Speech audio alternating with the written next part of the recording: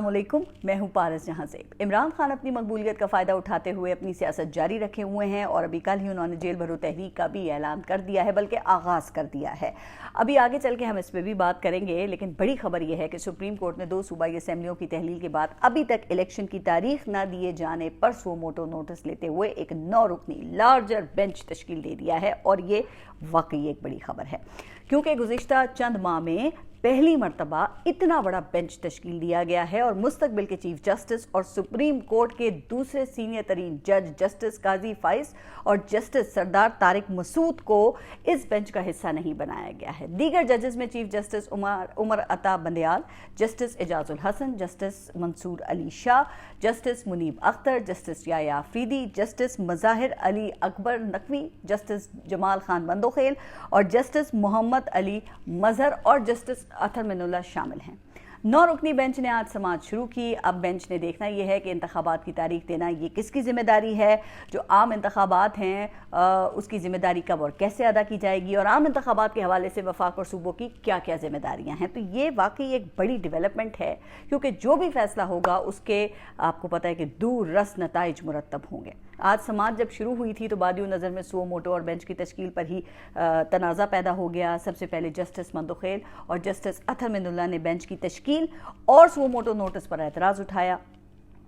Bench के रुकन एक जज से मुतालिक एक मुबैना ऑडियो का भी जिक्र किया गया। तो यूँ मालूम होता है कि इलेक्शन की तारीख देने के इख्तियार पर लिया गया ये सो मोटो नोटिस खुद सुप्रीम कोर्ट के इख्तियार की बहस में तब्दील हो गया है। अब देखना यह है कि चीफ जस्टिस इस मामले को कैसे आगे लेकर चलते हैं। तो देखते हैं कि इस मामले में फिर क्या होता है। अच्छा, अब दूसरी तरफ जेल भरो तहरीक का आगाज़ कल लाहौर से किया गया है, जिसमें आप जानते हैं कि इब्तदाई तौर पर PTI के कुछ सीनियर रहनुमाओं ने और कारकुनान ने अपनी गिरफ्तारी दी है और इन सबको 16 MPOs और दफ़ा 144 की खिलाफ वर्जी करने पर गिरफ्तार किया गया है। अच्छा, आज पेशावर, 24 फरवरी को रावलपिंडी, 25 को मुल्तान, 26 को गुजरावाला, 27 सरगोदा और फिर फैसलाबाद से 200 अफराद की गिरफ्तारियाँ दी जाएंगी इस तहरीक में, और यूँ ये सिलसिला 1 मार्च तक चलेगा। अब पंजाब की निगरान हुकूमत ने तो खुद ही ऐसा लगता है कि PTI को एक जवाज़ फराहम कर दिया है, जिसके तहत उनको गिरफ्तार किया जाएगा, और यही तो पाकिस्तान तहरीक इंसाफ चाहती थी। अब वफाकी हुकूमत का काम है कि वो सोचे कि इमरान खान ही उसके दाना दुश्मन हैं या कोई नादान दोस्त भी है, जो बज़ाहिर तो उनके साथ है, लेकिन असल में वो सिर्फ इमरान खान को कामयाब होता हुआ देखना चाहता है। तहरीक इंसाफ को भी मालूम है कि जेल भरो तहरीक का फौरी फ़ायदा उनको नहीं मिलेगा। इमरान खान के इल्म में है कि उनका फौरी इलेक्शन का मुतालबा पूरे होने का फ़िलहाल इम्कान नहीं है, और इस वक्त तमाम रियासती इदारे और हुकूमत इस हवाले से सब एक पेज में हैं। अब सदर मुमलिकत की जानिब से पंजाब और KPK के इलेक्शन के लिए 9 अप्रैल की तारीख दिए जाने पर एक अलग तनाज़ा खड़ा हो चुका है। कल न सिर्फ अटॉर्नी जनरल बल्कि वज़ीर आज़म शहबाज शरीफ ने भी इसको गैर आइनी करार दे दिया है, लेकिन इलेक्शन कमीशन अभी तक इस हवाले से सोच विचारी कर रहा है। इस हवाले से हतमी मामला भी लगता है कि अदालत ही तय करेगी, उसी के पास जाएगा। इसलिए लगता है कि इमरान खान खुद को एक लंबी जंग के लिए तैयार कर रहे हैं, और इसके लिए ज़रूरी है कि उनका कारकुन, उनका सपोर्टर उनसे जुड़ा रहे और वो मुतहर्रिक रहे। अभी तक उन्होंने 10 माह तक अपने सपोर्ट बेस को आप जानते हैं कि कामयाबी से जोड़े रखा है। वो मुसलसल इंतखाबी मुहिम के मूड में नज़र आ रहे हैं और उनका कारकुन मुतहर्रिक रहा है। इसके लिए वो मुख्तलिफ नारे और बयानिए भी बनाते जा रहे हैं और वो कामयाब भी हो रहे हैं। अच्छा, बयानिए की जंग हो, मीडिया और डिजिटल मीडिया मैनेजमेंट हो, या अपने कारकुनान को मुतहर्रिक रखना हो, तो इस जंग में कहा जाता है कि पाकिस्तान में इमरान खान का दूर दूर तक कोई मुकाबला नहीं है या मुतबादिल नहीं है। मुस्लिम लीग नून और पाकिस्तान पीपल्स पार्टी तो शायद अभी तक 90 की दहाई में सियासत में जिंदा है। हाल ये है कि 85 रुकनी काबीना में सिर्फ एक राना सनाउल्लाह और दूसरे अताउल्लाह तारड़ ही हैं जो PTI को किसी हद तक जवाब दे रहे हैं। इसके अलावा एक खातून वजीर हैं जो हम वक्त मीडिया से हालत जंग में रहती हैं। उनकी पूरी ये कोशिश होती है कि किसी सहाफ़ी या किसी एंकर की मुस्लिम लीग नून के क़यादत और बिलखुसूस मरियम नवाज से गुफ्तगू ना हो सके, और शायद वो यही हैं जो मुस्लिम लीग नून की क़यादत को सहाफ़ियों से बदजन करती हैं। खैर जनाब, आपकी मर्ज़ी है। यही गलती पाकिस्तान तहरीक इंसाफ के चंद सीनियर वज़रा ने अपनी हुकूमत के आखिरी वक्त में की थी कि इमरान खान को मिसगाइड किया गया था। प्लीज़ आप भी ये करके देख लें।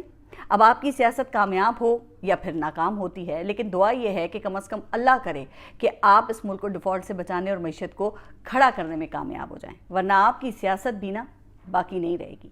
कल वज़ीर आज़म शहबाज शरीफ ने कुछ अच्छे ऐलानात किए जिनकी तारीफ ना करना वैसे ज़्यादती होगी। उन्होंने एक तरह की ऑस्टेरिटी मुहिम शुरू करने का ऐलान किया है जिसके तहत ये हुकूमत सादगी इख्तियार करके खर्चा कम करेगी और हुकूमत का दावा ये है कि इससे सालाना 200 अरब रुपए की बचत होगी। अब हुकूमत ने जो ऐलानात किए हैं वो ये हैं कि काबीना तनख्वाह नहीं लेगी, तमाम मरात वापस कर दी जाएंगी, लग्जरी गाड़ियाँ भी वापस होंगी और उन्हें नीलाम किया जाएगा। वुज़रा और सरकारी अफसरान इकॉनमी क्लास में सफ़र करेंगे, बैरूनी दौरे कम किए जाएंगे और 7 माह तहत अमला नहीं जाएगा। जो 5 स्टार होटल्स में क़याम होता था वो क़याम जो है वो ख़त्म कर दिया गया है और जून 2024 तक पुरतायूश ख़रीदारी जो है वो बंद रहेगी। वैसे इस पर मुझे हैरानगी हुई क्योंकि इस हुकूमत की मुद्दत तो 6 माह में ख़त्म हो रही है, तो ये जून 2024 तक के ऐलानात कैसे कर सकती है।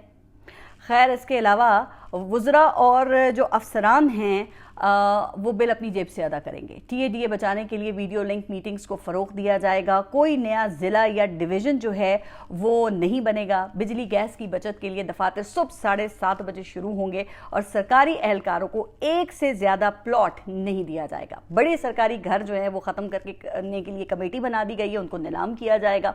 अफसरों के लिए जो फ्लैट्स हैं वो बनाए जाएंगे और सरकारी तकरीबात में एक वन डिश होगी। तोशा खाना का रिकॉर्ड जो है वो भी पब्लिक करने का फैसला हुआ है और अब वुज़रा तोशा खाना से सिर्फ 80,000 तक के तहफ़ घर ले जा सकेंगे। तो ये जो तमाम ऐलानात हैं ये बहुत अच्छे हैं, लेकिन हमें याद है कि ऐसे ऐलानात माजी में भी किए जाते रहे हैं, लेकिन उन पर अमल दरामद के वक्त ठेंगा दिखा दिया जाता है। अगर वाकई हुकूमत ने इन ऐलानात पर अमल दरामद कर दिया तो बहुत बेहतरीन है, वरना ये एक सियासी ड्रामेबाजी है जो आवाम को दिखाने के लिए एक नाकाम कोशिश है।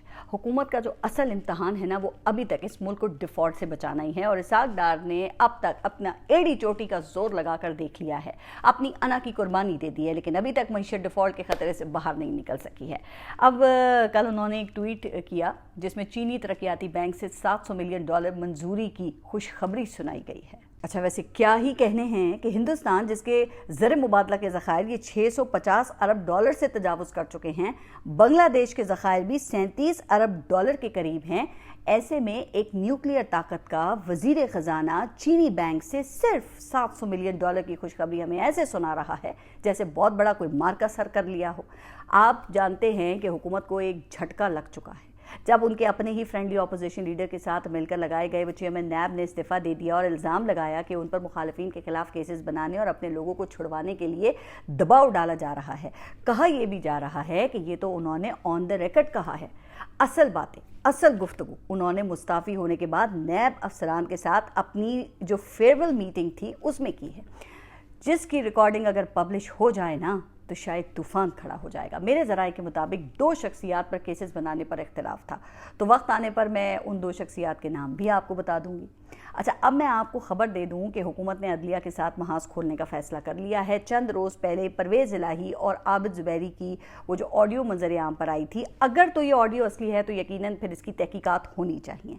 पाकिस्तान बार काउंसिल ने इस पर जस्टिस मुज़ाहिर अली अकबर नकवी के खिलाफ सुप्रीम जुडिशल काउंसिल में रेफरेंस दायर करने का फैसला कर लिया है। अब आने वाले चंद दिनों में सुप्रीम कोर्ट के कम अज़ कम 2 मज़ीद जजेस के खिलाफ इसी किस्म का मवाद सामने आने की तवक्को है, जो इस वक्त 9 रुकनी बेंच का भी हिस्सा है। लेकिन इसका आगाज़ शहबाज शरीफ ने बतौर पार्टी हेड ये कहकर किया है कि मुस्लिम लीग नून के केसेस इन जजेस के सामने ना लगाए जाएं जो उनसे मुतासिबाना रवैया रखते हैं, और ये जज कौन से हैं अब आप लोग बेहतर इसका अंदाज़ा लगा सकते हैं। दूसरी तरफ इस्टेब्लिशमेंट है जो बादियों नज़र में तो हुकूमत के साथ एक पेज पर है, लेकिन असल में कहाँ खड़ी है कुछ सुझाई नहीं देता।